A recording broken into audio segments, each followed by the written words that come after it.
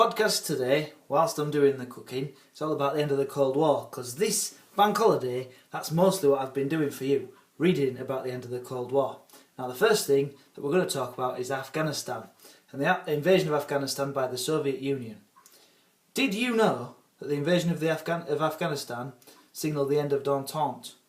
President Carter of the United States and Brezhnev, the leader of the Soviet Union, actually signed a SALT II agreement to limit some nuclear weapons, an agreement on trying to limit the arms race. But because of the invasion of Afghanistan, the US Senate, which is a place where lots of United States politicians all meet in their parliament, the US Senate did not ratify the agreement, and so it never came into being. There's your first bit. It wasn't just the Soviet Union that caused the end of the Cold War, though, in that sense, because on the very same day that the Soviet Union tried to did invade Afghanistan, NATO voted to put cruise and Pershing missiles in Western Europe.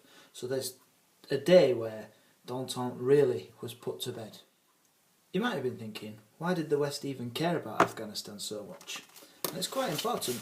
The reason they cared so much about Afghanistan was because they believed it was a Soviet attempt to dominate the Middle East, because Afghanistan is on the border of the Soviet Union, but it was a sort of a stepping stone on the way to the oil countries.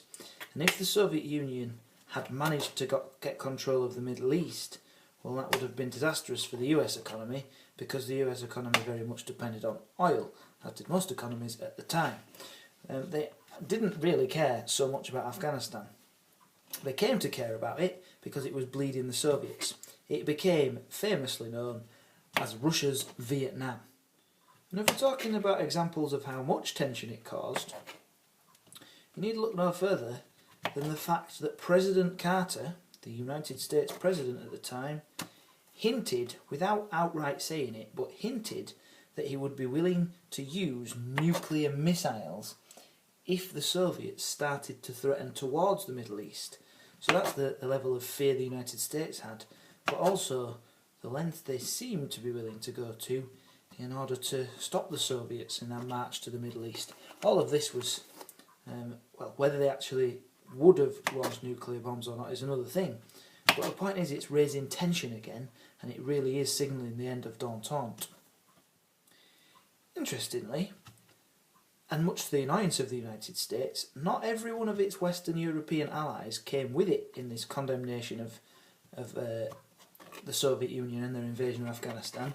France and West Germany in particular wanted to continue with this idea of Ostpolitik, and this can really be seen in the Moscow Olympic Games.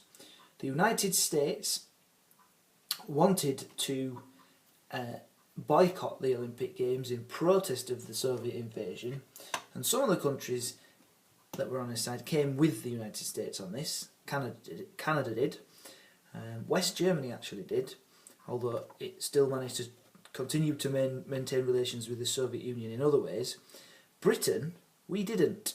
Margaret Thatcher supported Reagan and wanted to boycott the Games, but the Olympics Committee said that it was outside of politics and it was going anyway. We won 2 gold medals, I believe, at the 1980 Moscow Olympics. 4 years later, the Olympics were supposed to be held in Los Angeles. They were held in Los Angeles, but all of the Eastern European communist countries under Soviet control and the Soviet Union all didn't send anybody. It was all boycotted. So it was a bit, all because of the Afghan. Anyway, there we are.